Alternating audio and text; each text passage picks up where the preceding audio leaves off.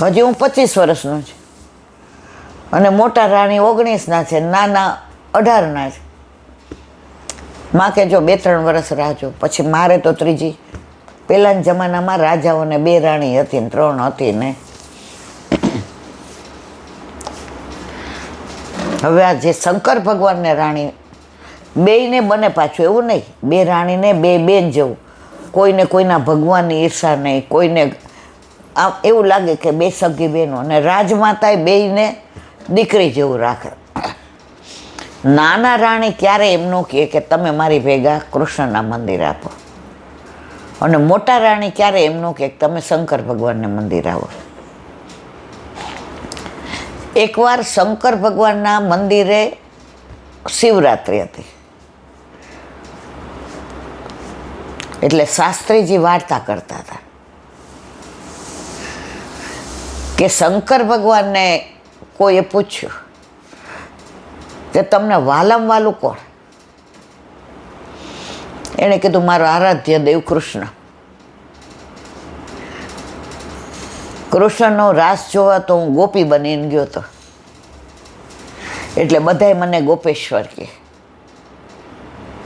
સમુદ્ર મંથન વખતે વિષ નીકળું તો મારે કાનન ન પીવા દીધો, હું પી ગયો. અંદર જવા દઉં તો અહીંયા મારું આરાધ્ય દેવ કૃષ્ણ, એને શ્રમ પડે. બહાર કાઢું તો દુનિયામાં વિષ થઈ જાય. મારો કાનુડો હું ગમે ત્યારે ગમે એને વરદાન આપી દઉં, અને હું તકલીફમાં આવું તો મારો કાનુડો મારે વારે ધાય ધાય ને ધાય.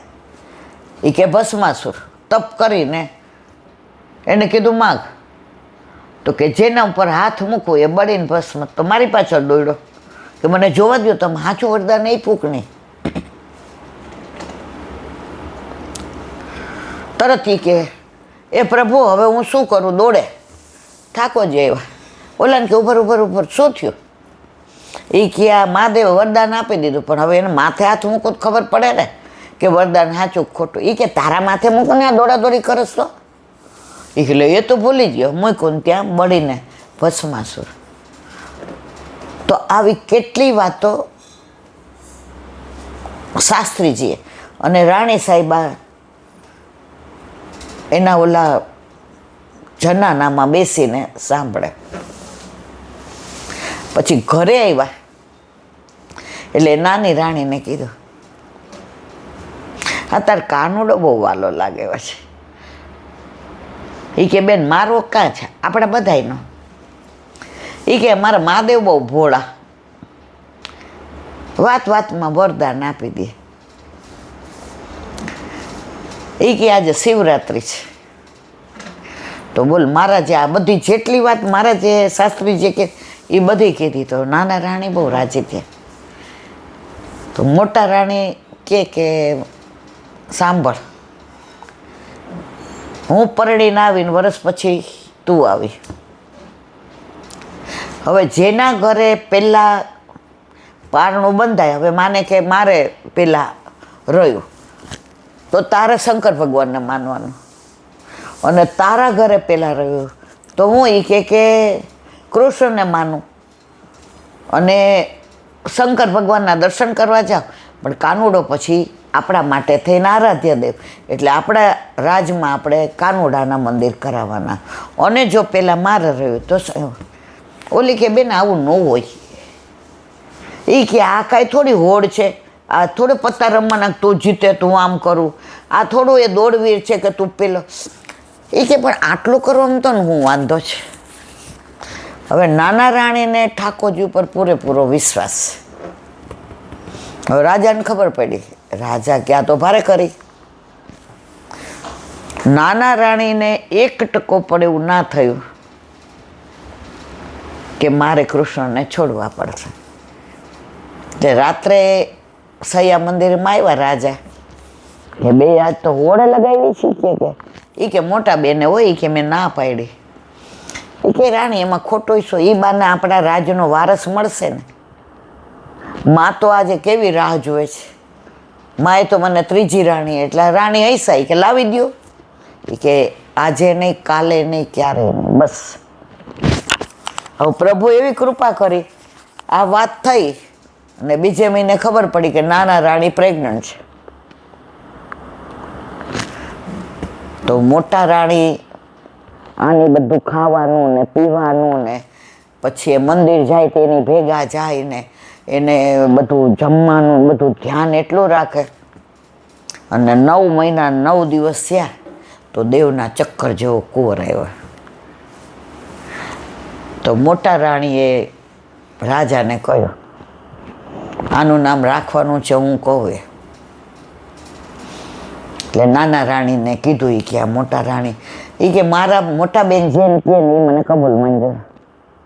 આજે આ મારો કુંવર છે જ ને, આ એણે કીધું હતું કે જેને પેલું રીએ, કારણ કે કૃષ્ણને અમે ક્યારેય કહીએ જ નહીં કે તું અમને આપ, આ એની જીદ હતી. મેં ક્યારેય પ્રભુને નથી કીધું કે મને તું દીકરો આપે તો આમ કરું, આમ નેવર, કારણ કે અમને માગવાની ના પાડી છે. તો કે એ કે ભલે મોટા રાણી એમ કે નામ પાડે. તો મોટા રાણીએ નામ પાડ્યું કૃષ્ણ શંકર રાજાજી. નાના રાણી કે પછી શિવરાત્રી આવી એટલે બધાએ મોટા રાણીને કીધું. એ કે ના ના હવે તમે બધા જાઓ. તો જે 40 દિવસ નાના રાણી ઠાકોરજીને મંદિરે નહોતા જઈ શકતા, તો બધી વ્યવસ્થા, ફ્રૂટ ને દૂધ ને બધું જ મોટા રાણી મોકલાવે. અને છેલ્લે દિવસે દર્શન કરવા ગયા અને પહેલા કુંવરને દર્શન કરવા ત્યાં લઈ ગયા. અને ત્યારે કહ્યું કે પેલું મંદિર અહીંયા કૃષ્ણનું જ બનશે. જો નાના રાણીએ નથી માગ્યું, નથી કીધું, પણ મોટા રાણી જીવ કૃષ્ણનો હશે તો આ લીલા કરી. અને મોટા રાણીએ એ જ કહ્યું કે ક્યારેય નાનાએ કહ્યું નથી. આ બધું ખરેખર કાનુડાની કૃપા છે અને શંકર ભગવાન પહેલા વૈષ્ણવ છે, એટલે એણે જ ઠાકોરજીને કહ્યું કે તમે જાઓ. તો નામ પણ એ જ પાડ્યો. તો જેને વિઠ્ઠલ નાથ વિચારે રે એને પ્રગટ પદાર્થ ચારે રે. આજે કીર્તન ગાતી તેમાં સરસ આવ્યું.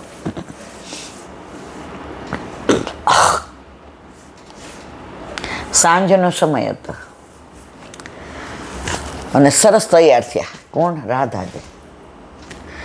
હવે બરસાનાથી ધબ ધબ પગથિયા ઉતર્યા અને જ્યાં પ્રભુ કદમના વૃક્ષ નીચે બેસીને વેણું વગાડીને રાધાજીને બોલાવતા, ત્યાં રાહ જોતા. નહીં લલિતા, નહીં વિશાખા, કોઈ નહીં. નહીં તો સામનેજી ક્યારે પ્રેમ સરોવર હોય કે કુસુમ સરોવર, ક્યાંય પણ સામનેજી સખીઓ વિના જાય નહીં. બરાબર કીધું તો અકેલી બોલાઈ લઈ રે, આપ એકલા જાઓ છો. ત્યાં સામેથી પ્રભુની વેણુનો અવાજ આવ્યો. તો સામનેજી કે હવે સામે જાઓ, નાવ તો છે પણ એમ હું ન જાઉં. આ માનોની હતા ને એટલે ઠાકોરજીએ વેણુમાં બોલાવ્યા કે રાધે શ્યામ તેરી બંસી બજે ધીરે ધીરે. શ્યામ તેરી બંસી બજે ધીરે ધીરે, બજે ધીરે ધીરે શ્રી યમુનાજી કે તીરે. શ્યામ તેરી બંસી બજે ધીરે ધીરે. હવે પ્રભુએ બોલાવ્યા. રાધાજી કે ના, મને કીધું તો અહીંયા આવજો, હવે હું નહીં જાઉં. અને પ્રભુ કે મેં વેણું વગાડીને બોલાવ્યા તો કેમ ના આવે? રાધાજી સમજી ગયા કે આજે વેણુનો જે અવાજ છે, રવ છે, ગુંજન છે, નાદ છે, ગીત છે. એમ કે છે કે આજે પ્રભુ નહીં આવાજ મારે, અને નાવ તૈયાર હતી. ત્યારે રાધાજીએ સામેથી ને પ્રભુએ વેણુનાદ કર્યો અને સામનેજીએ ગીત ગાયું. કયું? પ્રભુ હું આવું છું, પણ મારી આ લટ છે ને અલગ લટ એ ઉર્જાઈ ગઈ છે, તો પેલા આવીને જરા સંવારી દો ને. એટલે ઠાકોરજીએ કીધું અહીંયા આવો, સંવારી દો. નાવ તૈયાર જ. સામનેજી કે ના, પેલા લટ સવારી દો. એમ કરીને બોલાવા જાય તો માથે જે ઓઢડી ઓઢી છે એ સરકી જાય છે. એ કે પ્રભુ હવે તો આ મારી લટ તો ભરાઈ ગઈ છે, ઉર્જાઈ ગઈ, આ મારી ઓઢણી સરકી ગઈ. આવીને પ્રભુ કે કેમ આ જાવ? એ કે જો મહેંદી મૂકી છે, હવે મહેંદીવાળા હાથે ન મારે વાળને કેશને અડાય કે ન ચૂંદડીને અડાય. પ્રભુ જો મારું તિલક એ સરકી ગયું છે, આવીને મારું તિલક સવારો. આવું કેટલું બધું કહે છે. ત્યારે પ્રભુ કે છે પેલા મહેંદી ધોઈ નાખો ને, પછી આ કરીને અહીં આવો. તો કે મહેંદીમાં તો આ કૃષ્ણ છે. જુઓ, મહેંદી હું તમારા નામની મૂકી છે, ચૂંદડી તમારા નામની ઓઢી છે. આવો આવો કાનજી મારે મંદિરીએ, જોવું તમારી વાટડી, મેં તો ઓઢી ઓ શામળિયા, પ્રેમે તમારી ગાટડી. ત્યારે સામનેજી કહે છે હવે સાંજ પડવા આવી છે, હવે મારે ઘરે જવાનો સમય થયો છે,